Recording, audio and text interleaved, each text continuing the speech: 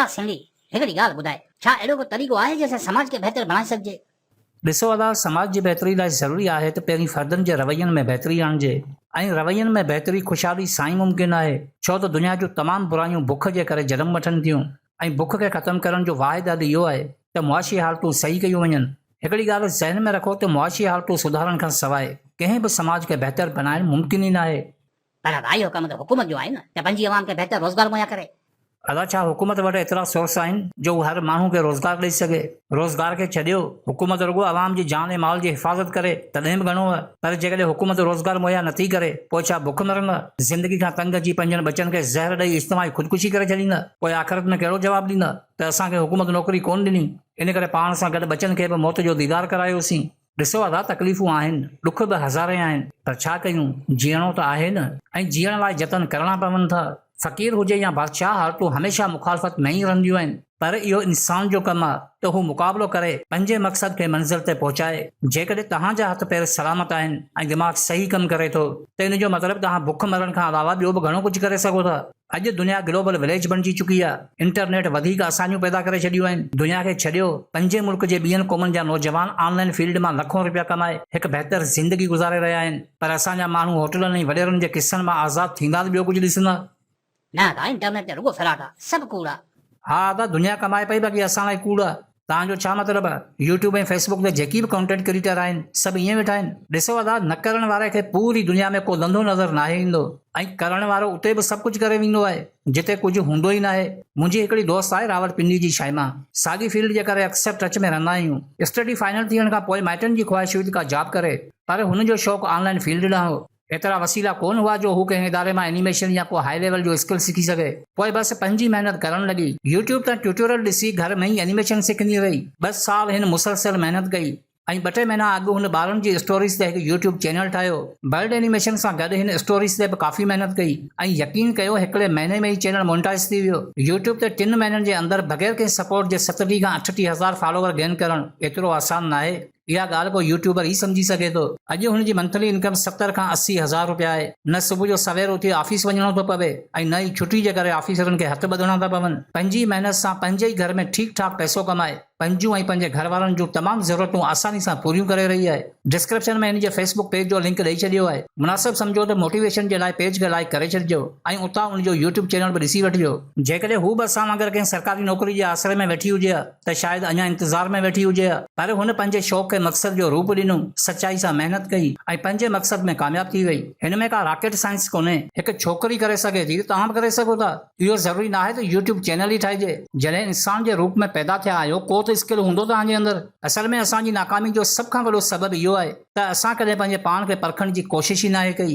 मसलन, जॾहिं आउं सिर्फ़ु आउं हुउसि तॾहिं पंहिंजे शहर जा माण्हू बि कोन सुञाणींदा हुआ, पर जॾहिं मूं पंहिंजे स्किल खे सुञाणण जी कोशिश कई ऐं मूंखे लॻो त आउं न सिर्फ़ु बहितर लिखी सघां थो, बल्कि पंहिंजी आवाज़ जे ज़रिए उनखे बहितरीन नमूने पेश बि करे सघां थो, तॾहिं फ़र्क़ु इहो आयो त मूं तव्हांखे कोन ॻोल्हियो, बल्कि तव्हां सर्च करे मूं वटि आया।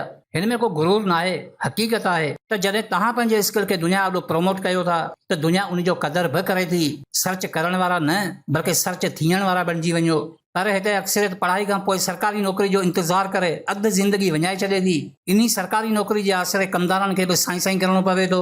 ॾिसो, को ज़ुल्म थिए थो या नाइंसाफ़ी थिए थी, उनजी रियासत ज़िम्मेवार आहे, पर इन जो मतिलबु इहो न आहे त असीं पंहिंजनि बचनि खे बुख ते रखी ॿियनि खे मयारूं ॾींदा हलूं। जेकॾहिं का नौकरी नथी मिले, पोइ छा खाइण पीअण छॾे ॾियूं? अॼु दुनिया तब्दील थी चुकी आहे। तौर तरीक़ा, रहन सहन सभु तब्दील थी चुका आहिनि। असांखे बि दुनिया सां गॾु हलणो पवंदो, पंहिंजनि ज़हननि खे तब्दील करणो पवंदो।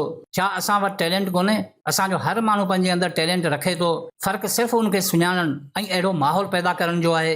कंहिंजी आवाज़ में जादू हूंदो आहे त कंहिंजो दिमाग़ ई कमाल हूंदो आहे। हिन मुर्दा समाज मां निकिरी हिकु दफ़ो पंहिंजे दिमाग़ सां पंहिंजे अंदरि ॾिसण जी कोशिश कयो, तव्हांखे पंहिंजी क़ाबिलियत खे परखण जा हज़ारे रस्ता मिली वेंदा। अदा, तव्हां ग़लति न आहियो, पर बग़ैर सपोर्ट जे ऑनलाइन कमाइण बि ॾुखियो कमु आहे। अदा, इहो ई त ॿुधायां पियो। ॾुखियो तेसि ताईं आहे जेसि ताईं सोचियो था। करण खां पोइ हर कमु आसान बणिजी वेंदो आहे। ऐं मूं ॿुधायो त हालतूं हमेशह मुखालफ़त में ई रहंदियूं आहिनि। तव्हांखे पंहिंजनि जज़्बनि, हौसलनि ऐं पंहिंजी महिनत सां उनखे पंहिंजो हामी बणाइणो आहे। मक़सदु, नज़रियो या को अमल हुजे। शुरूआती क़दम हमेशह हामी घटि, मुखालिफ़ ज़्यादा पैदा कंदा आहिनि, पर जॾहिं जज़्बनि जा काफ़िला कामयाब थी पंहिंजी मंज़िल माणींदा आहिनि, तॾहिं उहे ई मुखालिफ़ तव्हांजा हामी बणिजी वेंदा आहिनि। दुनिया में हज़ारे न बल्कि लखे अहिड़ा माण्हू थी गुज़रिया आहिनि जिन्हनि नामुमकिन खे बि मुमकिन करे ॾेखारियो। लुइस डिस्क्लेमर चवे थो त हिकु वक़्तु अहिड़ो बि ईंदो जॾहिं तव्हांखे यकीन थी वेंदो त सभु कुझु ख़तमु थी वियो, पर हक़ीक़त में उहा शुरूआत हूंदी। हिन फ़ानी दुनिया जी असल हक़ीक़त इहा त हिते बग़ैर मक़सद जे कुझु बि न आहे। हर शइ पंहिंजे मक़सद ते हलंदी आहे। बेजान शयूं पंहिंजो किरदारु ख़ामोशी सां अदा कनि थियूं, जॾहिं त जानदार शयूं पंहिंजो किरदारु अदा कंदे नज़र अचनि थियूं। टामोथी लेरी पंहिंजी किताब में लिखे थो त इंसानी तारीख़ में जीअं त असांजे नस्ल हिन खौफ़नाक हक़ीक़त खे अखियुनि सां ॾिठो आहे त असीं नथा ॼाणूं त असीं केरु आहियूं या हिन अफ़रा तफ़री जे समुंड में असीं केॾांहुं वञी रहिया आहियूं। ज़िंदगी त नालो ई सूरनि, ॾुखनि ऐं तकलीफ़ुनि जो आहे। सुख जी झलक लाइ बि जदोजहद करणी पवे थी। जेकॾहिं हालतुनि जी हवस खां हार तस्लीम करे जेके रॉलिंग ख़ुदकुशी करे छॾे आहे त अॼु दुनिया हुन जे फ़न खां अणवाक़िफ़ हुजे आहे। इहो ॿुधी तव्हांखे हैरत थींदी त जेके रॉलिंग उहा छोकिरी हुई जंहिंखे 17 सालनि जी उमिरि में कॉलेज मां कढियो वियो, 25 सालनि जी उमिरि में हुनजी माउ जो इंतकाल थी वियो, 26 सालनि जी उमिरि में पाण बीमार थी वई, 27 सालनि जी उमिरि में हुनजी शादी थी, पर मुड़ुसु हुनजे मथां मुसलसल तशदुद कंदो रहियो ऐं जॾहिं हू हिकु न्याणी जी माउ बणी त मुड़ुसु हिनखे तलाक ॾेई छॾियो। हुन खां पोइ हू डिप्रेशन जी मरीज़ बणिजी वई। 29 सालनि जी उमिरि में हू फिराई ज़िंदगी गुज़ारण वारी पहिरीं माउ हुई ऐं 30 सालनि जी उमिरि में ज़िंदगी खां बेज़ार थी हुन ख़ुदकुशी करण पे चाही, पर पोइ हुन सोचियो त अंत को इंतकाम न आहे। हुन पंहिंजे जज़्बनि खे हिकु कम सां लॻाए छॾियो, उहो कमु जेको ॿियनि जे मुक़ाबले में बहितर करे सघे। हुन लिखणु शुरू कयो। 31 सालनि जी उमिरि में हुनजी पहिरीं किताब शाये थी। 35 सालनि जी उमिरि में हू 4 किताबनि जी मुसनिफ़ा बणिजी वई ऐं हुन साल जे बहितरीन लेखक जो एवार्ड हासिल कयो।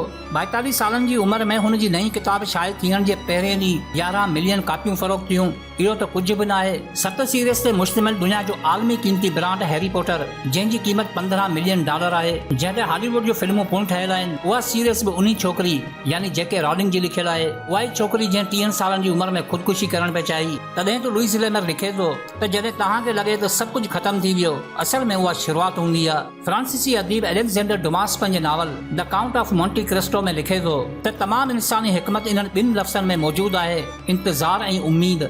जॾहिं तव्हां दुनिया खे पढ़ंदा पोइ तव्हांखे ख़बर पवंदी त असां पंहिंजी ज़िंदगी गुज़ारी आहे या विञाई आहे। असांजे ज़हननि खे एतिरो त महदूद कयो वियो आहे जो असीं 2 वक़्त जी मानी खां अलावा ॿियो कुझु सोचियूं ई नथा। असांजी दुनिया बसि इहा ई आहे जेका असांखे ॾेखारी वई आहे। असीं उहे ई कमु कयूं था जेकी असांखां कराया वञनि था ऐं असीं उहो ई सोचूं था जंहिंजी असांखे इजाज़त ॾिनी वई आहे, पर हक़ीक़त में दुनिया अहिड़ी न आहे ऐं न ई असांजी ज़िंदगी कंहिंजी ग़ुलाम आहे। पंहिंजी ज़िंदगी खे हिकु मक़सदु ॾियो, पंहिंजे ज़मीर खे ज़िंदा कयो।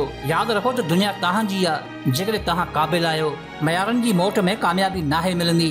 ॿियनि जे आसिरे पंहिंजी ज़िंदगी न विञायो। यादि रखो त बुख खे बर्दाश्त करे ख़ामोशी अख़्तियार करणु हिकु बुराई हूंदी आहे। पंहिंजी हिमत विञाए ॿियनि में सहारो ॻोल्हणु जहालत हूंदी आहे। छो त ही दुनिया बि अजीब आहे। किरण वारे खे सहारो न बल्कि मरण वारे खे कुल्हो ॾींदी आहे।